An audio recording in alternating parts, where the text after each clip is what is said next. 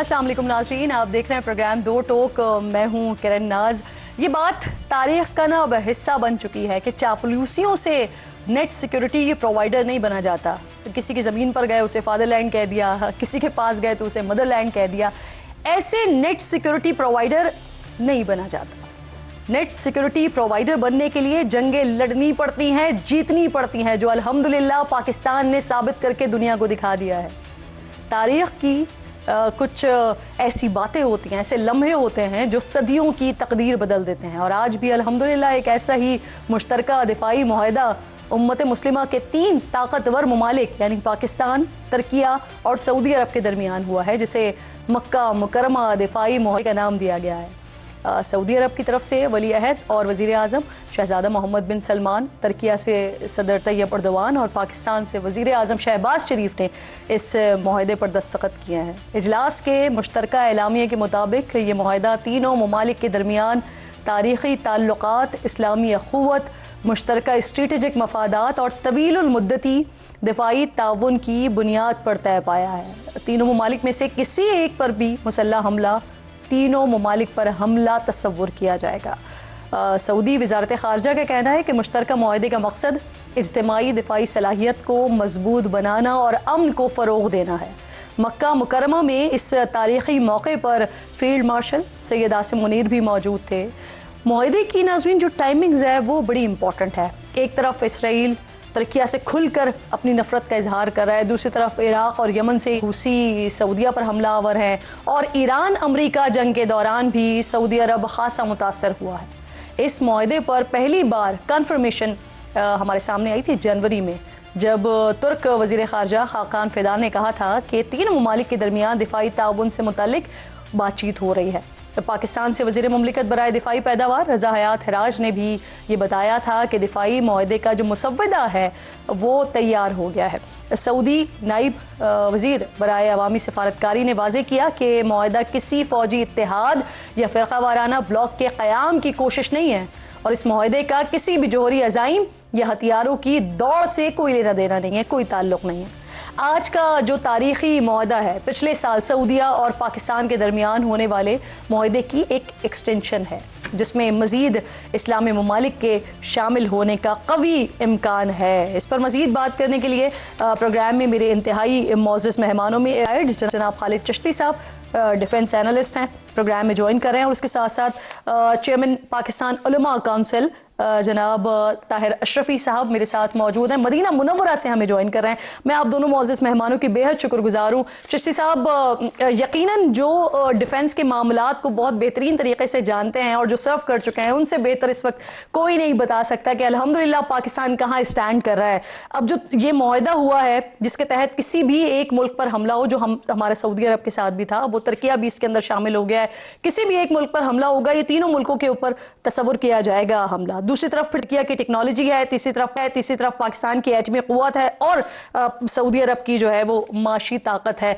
ये जो नेक्सस है या ये जो अलाय है, ये कितना इंपॉर्टेंट है इस वक्त? और वो मैंने आगाज में एक नेट सिक्योरिटी प्रोवाइडर की बात की थी, उस पर भी रोशनी डालिएगा। बहुत शुक्रिया किरण नाज साहिबा, आपने इनवाइट किया। मेरे लिए और आप तमाम सब पाकिस्तानियों के लिए वाकई खुशाइन है कि 3 ऐसे मुल्क कन्वर्ज किए हैं जो एक नेचुरल कन्वर्जेंस है, जिसकी आपने कहा, और आपने इंट्रोडक्शन में बड़ी सही बात कही कि ये अर्न करनी पड़ती है। इन्फ्लुएंस आपको ना पैसों से मिलती है, ना किराए पे मिलती है, ना उधार मिलती है। ये आपको साबित करना पड़ता है दुनिया को कि हम एक सॉवरेन मुल्क हैं।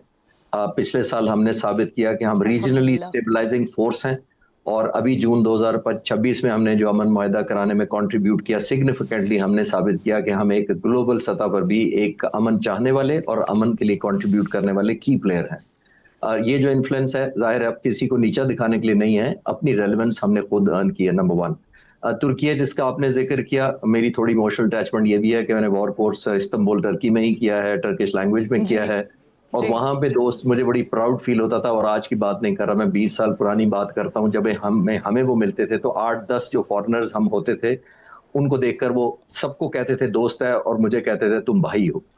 इसलिए नहीं कि मेरी कुपरती, वो कह रहे थे पाकिस्तानी होने की वजह से वो पाकिस्तानियों को भाई समझते हैं, दोस्त नहीं समझते। तो ये उस वक्त की इमोशनल कनेक्शन मैं आपको ये बता रहा हूँ। तो आज आने वाले वक्तों में हमने देखा कि तुर्की obviously one of the most leading, Pakistan के साथ साथ दूसरा एक मुल्क है जो मुस्लिम ममालिक में most modern military hardware equipment और टेक्नोलॉजी रखता है, और फिर नेटो मुल्क है। नेटो के साथ उसकी जाहिर एक और एम्पावरमेंट एक स्ट्रेटेजिक लोकेशन भी है। फिर उसने बहुत एडवांस किया, बहुत ज्यादा ड्रोन्स में, अनमैन्ड एरियल व्हीकल्स में ना सिर्फ खुद किया बल्कि पाकिस्तान की और पाक फिजाइया की बहुत मदद की, और आज पाक फिजाइया पूरी तरह अपने पांव पर खड़ी है उस टेक्नोलॉजी में। फिर आपने देखा 5th जनरेशन कान जहाज वो बना रहा है। एक और मैं दिलचस्प बात आपके व्यूअर्स को बताता चलूं कि तुर्की ने पिछले 20-25 सालों में 2000 से लेकर 2025 तक अपनी जो मिलिट्री इंडस्ट्री है वो 1 बिलियन से तकरीबन 20 बिलियन तक ले गए। जो उनकी एक्सपोर्ट थी 2000 में वो सिर्फ $200 मिलियन की थी, आज $8.2 बिलियन है। आप कितना बड़ा जंप है। इस वक्त दुनिया के तकरीबन 10वां फर्स्ट 10 कंट्रीज में एक्सपोर्ट करने वालों में तुर्की शामिल है। और इधर आपने जिसको बिल्कुल सही कहा कि इधर एक बैटल टेस्टेड पाकिस्तान में एक मिलिट्री है, आर्मी नेवी एयरफोर्स, हमारे सेलर सोल्जर्स और एयरमैन जो हैं वो बैटल टेस्टेड कॉम्बैट प्रूवन है। हमने मैनिफेस्ट किया अपनी अना को भी, अपने रिजॉल्व को भी और अपनी कैपेबिलिटी को भी। तो ये सारा जब कन्वर्ज होता है और जहां वैक्यूम फाइनेंशियल आएगा, जहां एक चैलेंजेस आएंगे इकोनॉमी रिलेटेड, वो सऊदी अरब प्लग करेगा, one of most richest countries oil producing. अच्छा तो चिश्ती साहब, मेरा अगला सवाल वैसे आपसे यही था, क्योंकि मुआहदे की हमारे पास कंप्लीट डिटेल्स तो नहीं आई हैं, लेकिन ये सिर्फ डेफिनेटली ये सिर्फ जो इज्तिमाई तौर पर जो सिक्योरिटी को मजबूत करना है, दिफा के सिस्टम को मजबूत करना है, ये बात यहाँ तक तो नहीं रहेगी, इससे आगे बढ़ेगी। लेकिन आपने बड़ा तफसीली तौर पर इसे समझा दिया कि मजीद कहाँ कहाँ पर फिर ये तीनों ममालिक मिलकर जो है वो फायदा एक दूसरे के लिए पहुंचा सकते हैं, बन सकते हैं। अब मुझे ये फरमाइए कि जब ये हमारे सामने ये सारी डिटेल्स आ गई एंड फाइनली ये डील साइन हो गई, तो उसके बाद ईरान का बाज़ाब्ता तौर पर पहला रद्द-ए-अमल आया।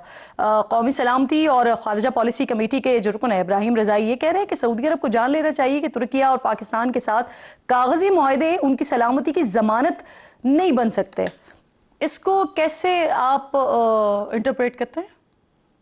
जिस तरह का बयान है मैं उस तरह सीरियस नहीं लेता इसको, क्योंकि ये ईरान वो मुल्क है जो जाहिर है तकरीबन आपने देखा कि 160 दिन से ज्यादा हो गए जो विक्टिमाइज है, टारगेटिंग का फंस लॉन्च हुआ है, टारगेटिंग स्ट्रैटेजी उसकी हमारा इख्तलाफ हो सकता है किसी वजह से हो, लेकिन उन्हें अपने दिफा के लिए एक न्यू फाउंड रियलिज्म की तरफ वो गया है। तो अभी क्योंकि वो जिसको कहते हैं ना वो हर्ट है, वो एक दुखी है, एक रिवेंज का एलिमेंट है, खासतौर पर 135 लीडर शहीद किए गए एक साल के अंदर, उनके इंफ्रास्ट्रक्चर पर 20,000 टारगेट्स को तब निशाना बनाया गया, तकरीबन 3,500 लोग जान से गए, और सबसे बढ़कर आप ये देखिए कि उसने रेजिस्ट कर लिया फिर सारा कुछ और सब इतनी पेन सरवाइव कर ली। जब ऐसा होता है तो आपके अंदर एक कॉन्फिडेंस होता है। फिर उन लीडरशिप जिनका आप जिक्र कर रहे हैं, देखिए आयतुल्लाह खamenei की शहादत पर जो लाखों लोग इकट्ठे हुए, मुज्तबा खamenei साहब लीडर बन गए, वो इनहेरेंट भी बने हैं और उनकी लेजिटिमेसी सिर्फ यही है कि वो उन वालिद अजीम वालिद के बेटे हैं और दूसरा उनके खानदान ने बड़ी कुर्बानियां दी हैं और जानें दी हैं।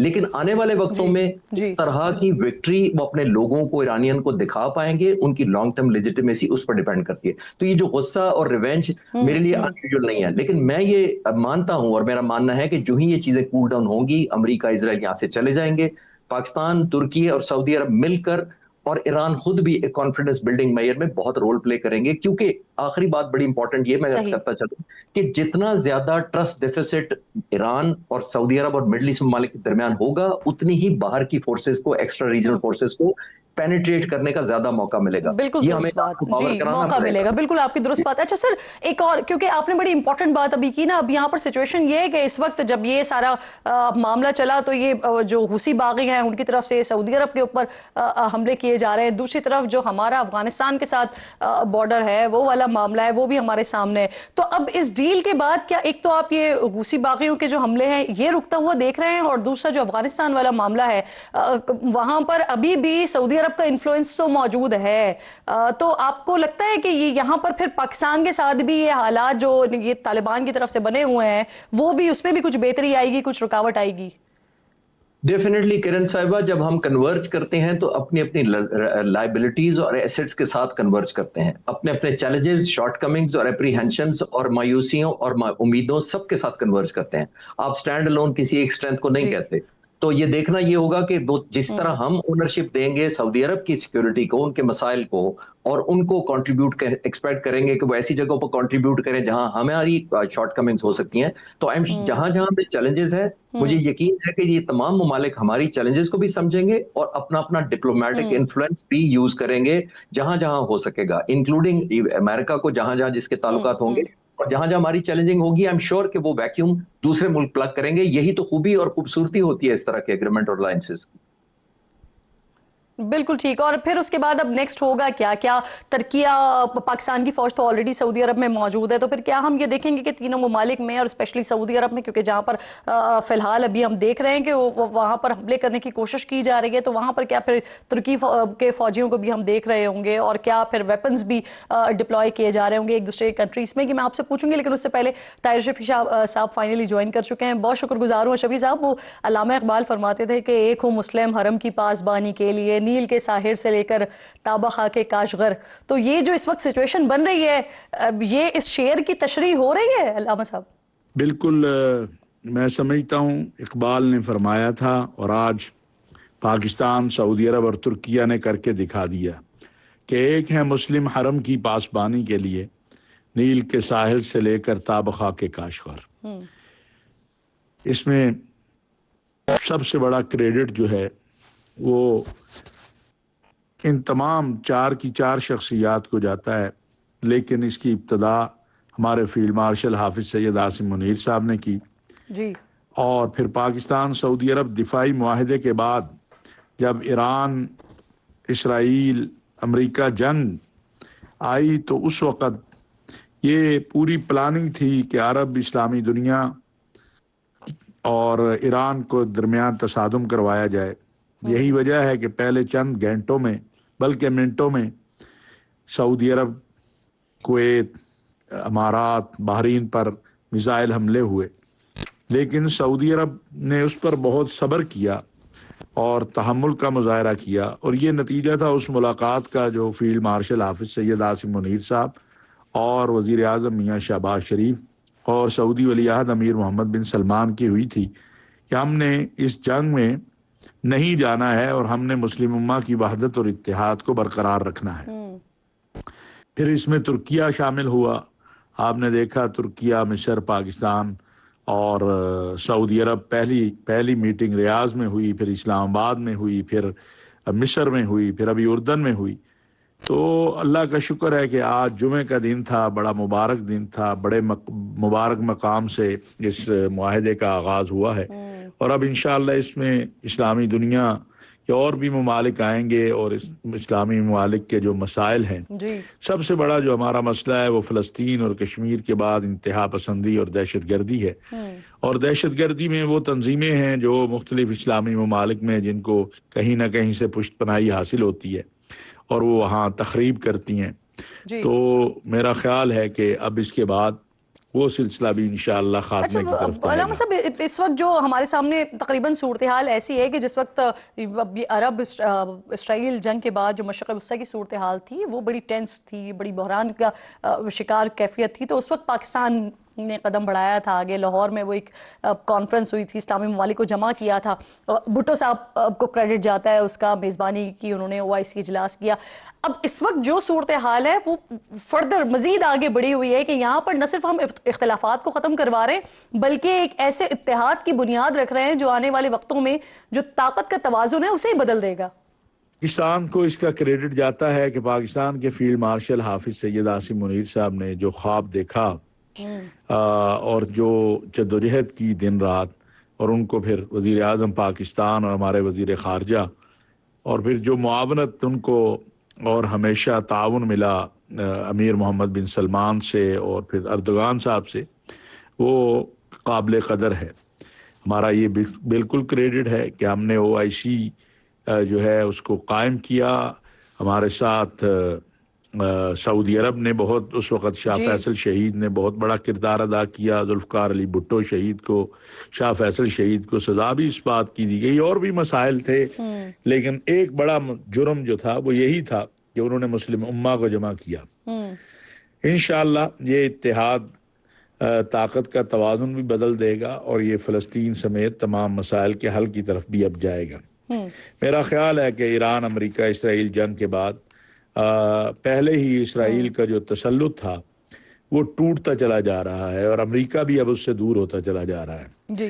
लिहाजा इस इत्तेहाद के बाद अब मुस्लिम दुनिया की बात सुनी जाएगी। सही। आप साथ ही मौजूद हैं चिश्ती साहब, जैसे कि मैं आपसे पूछ रही थी कि अब इस मुआहदे के बाद, क्योंकि हमारे पास इसकी वो डिटेल्स तो नहीं है सामने, लेकिन मोस्ट प्रॉबली क्या लगता है आपको, क्या ये भी इम्कानात में से हैं कि जिस तरह से पाकिस्तान की फ़ौज ऑलरेडी सऊदी अरब में मौजूद है, इसी तरीके से हम, जैसे कि हम अपने आप को कहते हैं कि हम मुहाफ़िज़ीन हैं, हरमैन हैं, तो इसी तरह से आप देख रहे हैं कि क्या तुर्किया की अफवाज भी वहाँ पर आ सकती हैं और फिर ये जो वेपन्स हैं ये इसकी डिप्लॉयमेंट भी हो सकती है एक दूसरे के ममालिक में?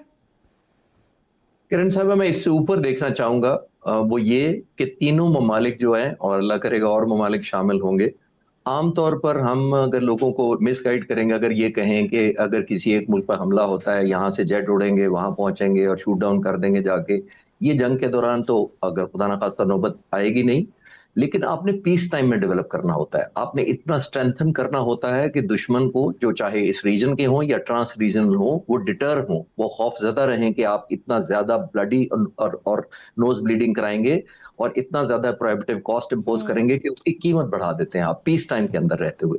तो जितना आप वॉर टाइम से पहले करते हैं, वो हमें जब कैडेट थे तो हमारी कैडेटशिप की दीवारों पर लिखा होता था, the more you sweat in peace the less you bleed in war. तो you have to bleed, avoid bleeding, you have to sweat in peace. तो स्वेट इन पीस का मतलब ये है कि बायलैटरल ट्रायंगुलर रिलेशनशिप हमारे अपनी अपनी स्ट्रेंथ के साथ कन्वर्ज करें, अपनी अपनी मैनिफेस्टेशन इतनी स्ट्रांगली करें कि आपके दुश्मन हिम्मत ही ना करें इंशाल्लाह। तो ये जो डिप्लॉयमेंट है ये तो लास्ट आगे बढ़ने की दुरुस्त बात करें। अच्छा चिश्ती साहब, क्योंकि आपकी मौजूदगी का फायदा उठाते हुए ना एक और सवाल भी, कि पाकिस्तानी आवाम जरूर ये सवाल करती है कि भाई अल्हम्दुलिल्लाह हम जो है वो इस तरह से आगे बढ़ रहे हैं, लेकिन जो सबसे बड़ा मसला है पाकिस्तान का मईशत, उसके लिए क्या हो रहा है? तो जब पहला सऊदी अरब के साथ डिफेंस पैक्ट हुआ तो उस पर हुकूमत की जानिब से भी ये तासुर दिया गया। इनफैक्ट मेरे प्रोग्राम में आकर कुछ हुकूमती वज़रा, मुशीरान ये आकर कहकर गए कि अब जो है वो इतनी बड़ी इन्वेस्टमेंट आएगी कि वो सी पैक से भी बड़ी इन्वेस्टमेंट होगी और ये जो माशी मसाइल हैं पाकिस्तान के वो दूर हो जाएंगे। अब अनफॉर्चुनेटली वो तो अभी तक हमारे सामने नहीं आए। क्या ये जो आज का पैक्ट हुआ है इसके बाद आपको लगता है कि माशी एतबार से भी पाकिस्तान वो जान पकड़े जिस तरह से हम दीगर मामलात में आगे से आगे बढ़ रहे हैं? मेरा तो मानना यह है किरण साहिबा कि दो तरह की सॉवरेनिटी होती है। एक आपकी जोग्राफियाई सॉवरेनिटी होती है जिसका हमने इत्तेफाक किया अल्हम्दुलिल्लाह पिछले साल, और एक प्रोहिबिटिव कॉस्ट इम्पोज की। एक आपकी इकोनॉमिक सॉवरेनिटी भी होती है। जब आप किसी मुल्क के सामने कशकोल लेकर जाएं, उसे कहें IMF बेल आउट दे दो, रोल ओवर कर दो, तो ये आप इकोनॉमिक सॉवरेनिटी पे कॉम्प्रोमाइज करते हैं ऑब्वियसली। तो हमें रूस कैसे टूटा था, सोवियत यूनियन टूटा था नॉट मिलिटरीली, वो उस वक्त भी बड़ी एक सुपर पावर था, इकोनॉमिक ग्राउंड पे टूटा था। तो मैं ये कह रहा हूं कि हमें उन चैलेंजेस को जरूर एड्रेस करना पड़ेगा, क्योंकि जोग्राफियाई सॉवरेनिटी आप उसी वक्त डिफेंड करते हैं जब आप इंडिपेंडेंट होते हैं और किसी के मरूने मिन्नत नहीं होते। तो आने वाले वक्तों में मुझे लगता है कि जो गैप है, जो हमारे चैलेंजेस हैं, ओवरकम हो जाएंगे।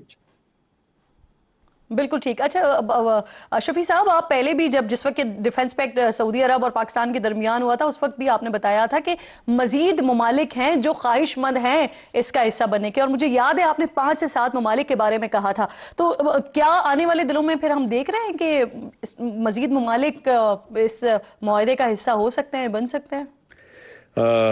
बिल्कुल इंशाअल्लाह। बहुत सारे ममालिक इस दिफाई मुआहदे में आना भी चाहते हैं, बातचीत भी हो रही है और आएंगे भी इंशाअल्लाह ताला। मैं एक बात और आपको बताऊं जी कि आप गूगल कीजिए, पता कीजिए कि ग्रेटर इसराइल की बात करने वाला नेतन्याहू जिस दिन से पाकिस्तान और सऊदी अरब का दिफाई मुआहदा हुआ था उस दिन से ग्रेटर इसराइल की बात क्यों नहीं कर रहा। इसलिए कि उसे ये बात समझ आ गई कि अब ये काम आसान नहीं है।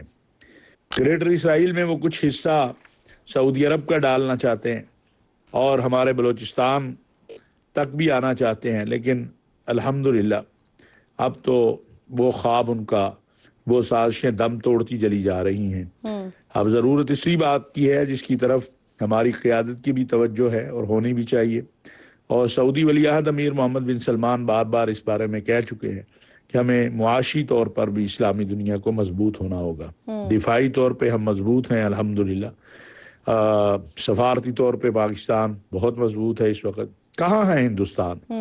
और वो सारे जो हमें कहते थे बड़ा मुल्क, 6 गुना जी बड़ा मुल्क, किधर जी गया वो? सही। एक मार का हक में कामयाबी के बाद अल्लाह रब्बुल अल्हम्दुलिल्लाह इज्जत ने जो अल्हम्दुलिल्लाह, हमें बिल्कुल आप दुरुस्त कामयाबी। कह रहे हैं। अच्छा चिश्ती साहब, आखिर में मुझे अगर शॉर्टली ये बता दीजिए, क्योंकि दो तरह के ओपिनियंस हैं इस वक्त। एक तरफ ये कहा जा रहा है कि क्योंकि ये एक नेटो तर्ज का इस्लामी इत्तेहाद बन रहा है, पाकिस्तान है, सऊदी अरब है, तुर्किया है, दीगर ममालिक भी इसमें आ सकते हैं, तो अमेरिका इससे खुश नहीं है।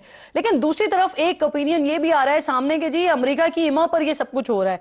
तो आप किस तरह से कैलकुलेट कर रहे हैं इन दोनों ओपिनियंस को?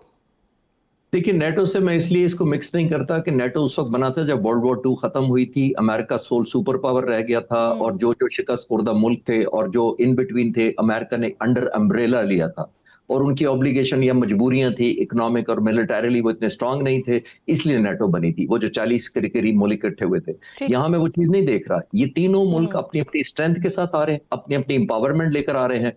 तो मेरा नहीं ख्याल कि एक वैक्यूम जो जी कुदरती तौर पर इस खित्ते में क्रिएट हुआ है, जो कि अमेरिका की उस इनबिलिटी की वजह से हुआ है कि वो उन मुल्कों को वो कंफर्ट लेवल या सेंस ऑफ सिक्योरिटी नहीं दे सका, तो एक वैक्यूम दुनिया में कहीं नहीं सर, व्हाट्स रहता। Your opinion? अमेरिका इस मुआहदे से खुश होगा या नाराज होगा? मेरा ख्याल है कि जितना हमारा तीनों मुल्कों का इस वक्त इन्फ्लुएंस प्रेसिडेंट ट्रंप पर पर्सनली भी है और ओवरऑल डिप्लोमेटिक लेवल पर भी है, हम बेहतरीन पोजीशन में हैं उनको कन्विंस करने में कि हमारा इकट्ठे रहना लॉजिकल है। एंड जैसे ये मैंने वक्त कहा की कि बहुत ज्यादा defensive, अहम जरूरत है। बिल्कुल ठीक। और ये डिफेंसिव है, ये ठीक ऑफेंस तो वैसे ठीक, भी नहीं बिल्कुल है। ठीक, बहुत बहुत शुक्रिया। जी बिल्कुल, आपका खालिद चिश्ती साहब आप प्रोग्राम में साथ मौजूद थे, अल्लामा ताहिर अशरफी साहब प्रोग्राम में साथ मौजूद थे। एक छोटा सा ब्रेक लेते हैं नाज़रीन। ब्रेक के बाद जब वापस आएंगे तो वफाकी हुकूमत इस वक्त पाकिस्तान तहरीक इंसाफ को ऑफर कर रही है कि दोबारा मुज़ाकरात की टेबल पर आए, लेकिन बिलावल भुट्टो जरदारी साहब वो टिक टॉक करके बता रहे हैं कि खतरे की घंटी बज गई है मरकजी हुकूमत के लिए। इस पर बात करते हैं ब्रेक के बाद।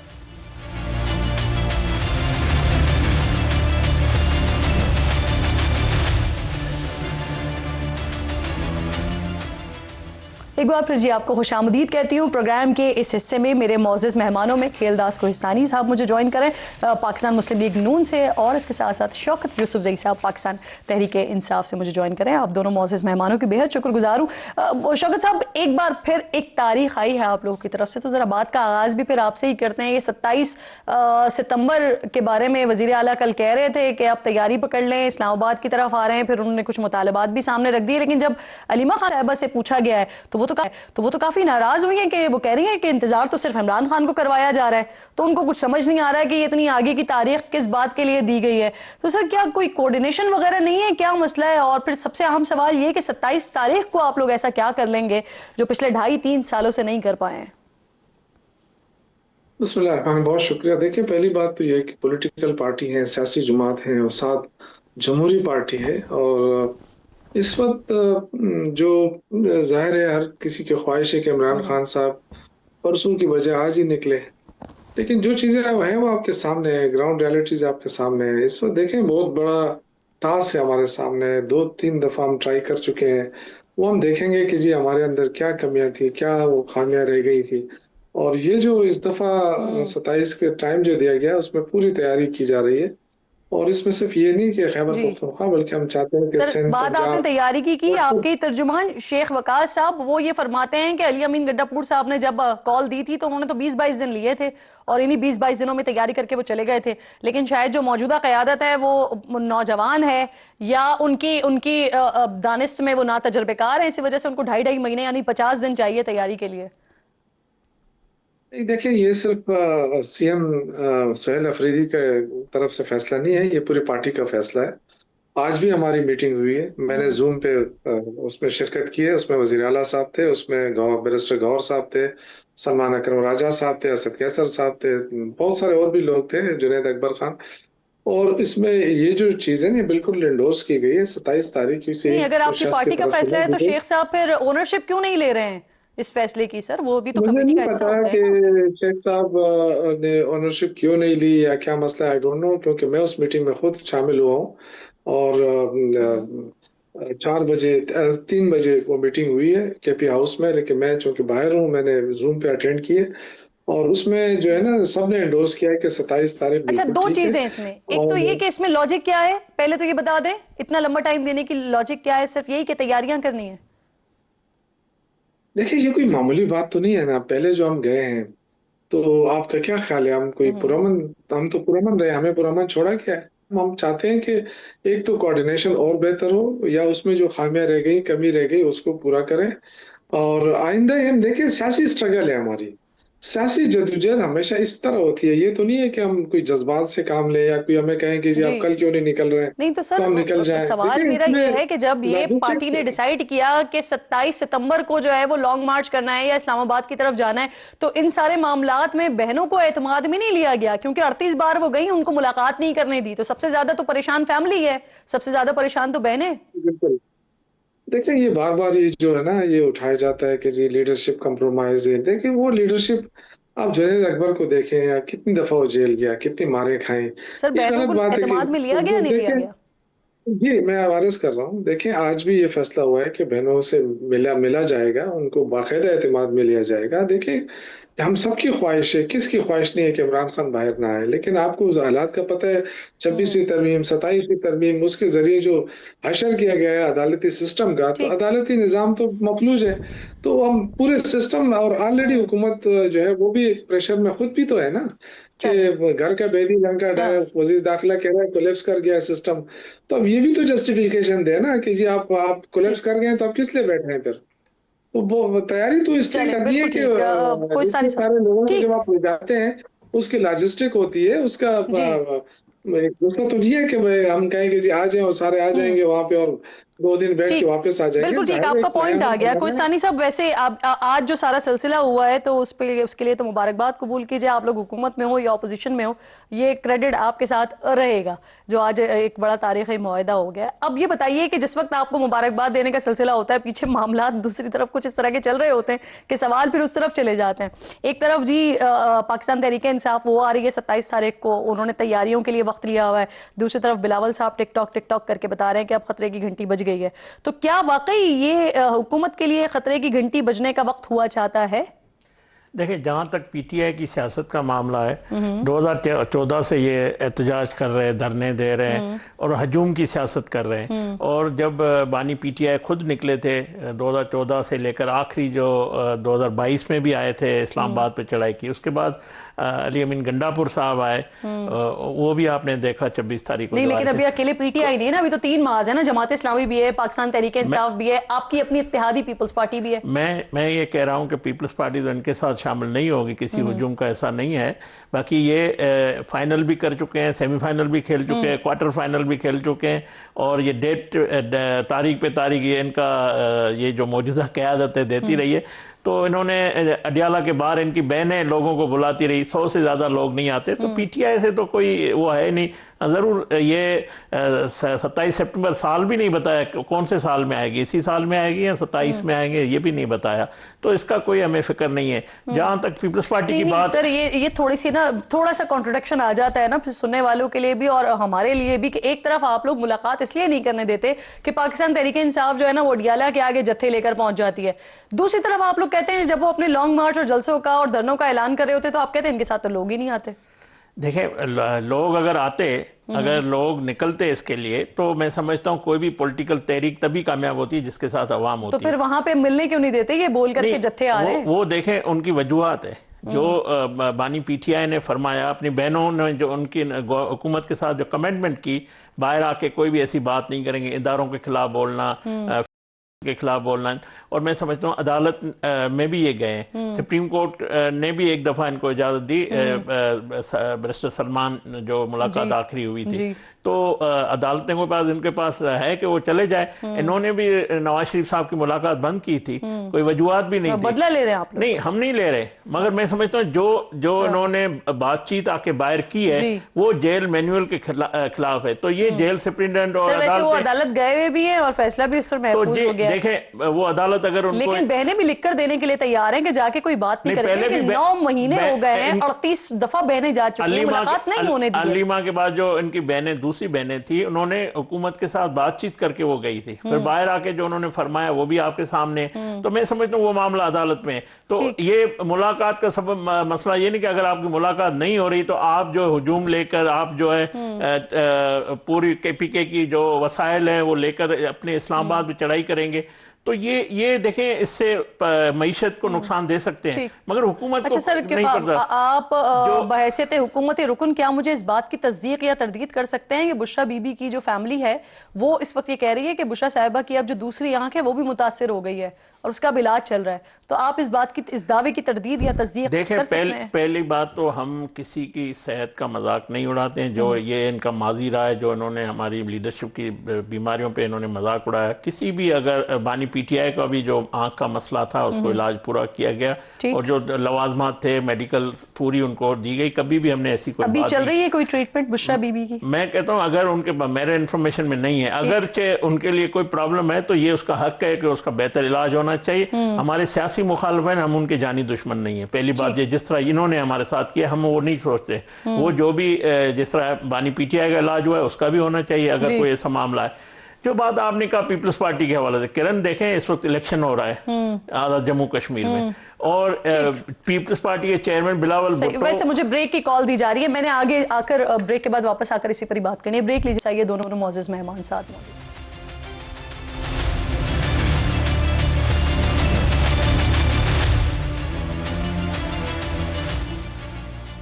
Welcome back once again. Shaukat Yousafzai साहब, ये फरमाइएगा कि जिस वक्त आप लोगों के पास एहतजाज का टास्क इमरान खान की तरफ से आया था तो ये टास्क दिया गया था महमूद खान अचकज़ई साहब को, फिर उसके बाद अभी जब ये सारा सिलसिला हुआ और उससे पहले वज़ीर आला से जब सवाल होता था कि भाई कुछ करें क्यों नहीं करें, तो उन्होंने कहा, वो कहते थे कि टास्क तो महमूद अचकज़ई साहब के पास है, लेकिन अब जब ऐलान हुआ है तो इस वक्त महमूद साहब कहीं नजर नहीं आए।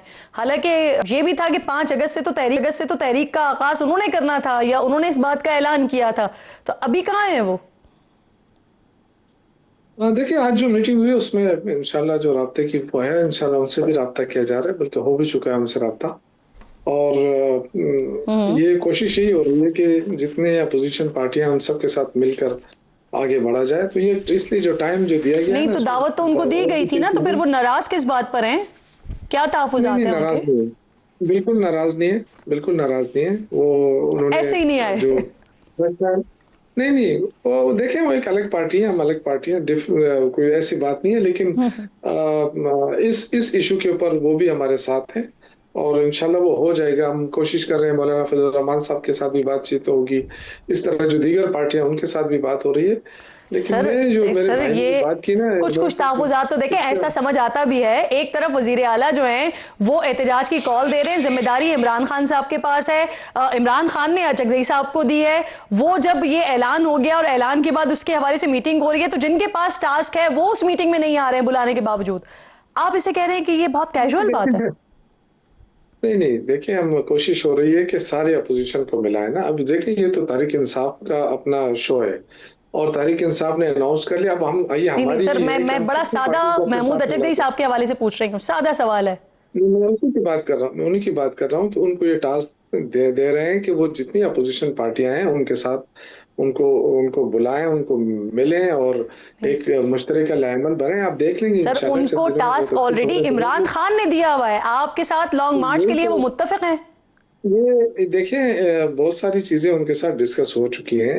एक चीज जो है एक लायामल है, जो कि हमारे ऊपर भी बहुत बड़ा प्रेशर, आपको पता है, वर्कर्स का। सर, वो मुत्तफिक हैं या नहीं है? कल यानी आपके साथ मुत्तफिक नहीं है ना वो 27 मार्च के लॉन्ग मार्च के लिए, 27 सितंबर के लॉन्ग मार्च के लिए? हम ये देखिए, हम कोशिश कर रहे हैं, अकेले से वो नहीं। ठीक है, मैं समझ गई, थैंक यू सर, मैं समझ गई। किलदार साहब, ठीक है सर, इजाजत दें, बिल्कुल क्लोजिंग रिमार्क्स लेने, मैंने बिल्कुल वक्त खत्म हो रहा है, मैंने 2 इंपॉर्टेंट बातें जो है ना वो खेल साहब से पूछनी है। हाँ, मुझे आपकी बात से समझ आ गया ना, जब आपने कहा कि हो जाएंगे वो मुत्तफिक, तो समझ आ गया मुझे आपकी बात से। खेल साहब, मुझे फरमाए, हमने क्या किया था, लंदन पहुंचाया था उनको। कुछ बातें अगले प्रोग्राम के लिए रख लें सर। सर ठीक है शौकत साहब, कुछ बातें अगले प्रोग्राम के लिए। किल साहब, कल खबरें आई सर कि आमिर डोगर की स्पीकर चैम्बर में एक मुलाकात हुई है जिसमें उन्हें मुज़ाकरात की दावत दी गई है, लेकिन आज स्पीकर ने कह दिया कि ऐसी कोई पेशकश ही नहीं हुई है। हालांकि इस पर बैरिस्टर गौर ने बाकायदा रद्द-ए-अमल भी दिया था, तो इस वजह से हुकूमत ने यू टर्न लिया है सर। देखें, मैं समझता हूँ स्पीकर के पास जो कोई भी एमएनए जाता है रूटीन में, उनसे मुलाकात, स्पीकर कस्टोडियन है हाउस का, तो ये रूटीन की फोटो सेशन था। हाँ, कोई हमारा पार्लियामानी जो फेडरल मिनिस्टर है उमूर के तारिक फजल चौधरी, उनको ये मालूमात हो सकती है अगर कोई बात। ये मैं समझता हूँ बैरिस्टर गौहर को वज़ीर आज़म शहबाज शरीफ साहब ने खुद जो है ऑफर दी थी, खुद प्राइम मिनिस्टर ने असेंबली के फ्लोर पे, मगर ये देखें बातचीत के लिए कभी ये तैयार नहीं हुए, ना इनके पास किसी के पास इख्तियार नहीं। जिस तरह आपने कहा महमूद खान अचकज़ई अपोजिशन लीडर है, पहले कहा गया कि वो ये एहतजाज करेंगे, अब इनके पास ये जो भी लोग बैठे हुए हैं, सर ये हुकूमत ने क्यों यू टर्न लिया? उनको छोड़े ना, उनसे तो मैं देखिए, सवाल कर लेती हूं। उनके हुकूमत बात उनसे करती है जिनके पास इख्तियार होता है। ठीक। इनके पास ना अपोजिशन लीडर हाथ मिलाने, वो कहता है मैं अगर हाथ मिलाऊंगे बानी पीट सर के बहुत मुझे सारी अपोजिशन शिद्दत लीडर से से सवालात मेरे पास उतार बच गए देंगे और मुझे सीट यकीनन आप से। लोगों के पास शिद्दत से जवाबात मौजूद होंगे, लेकिन वक्त मेरे पास खत्म हो गया। इंशाल्लाह मुलाकात होगी। अपना और अपने मुल्क का खास ख्याल रखिए। दोनों मेहमानों की बेहद शुक्रगुजार हूँ। अल्लाह ने के बाद।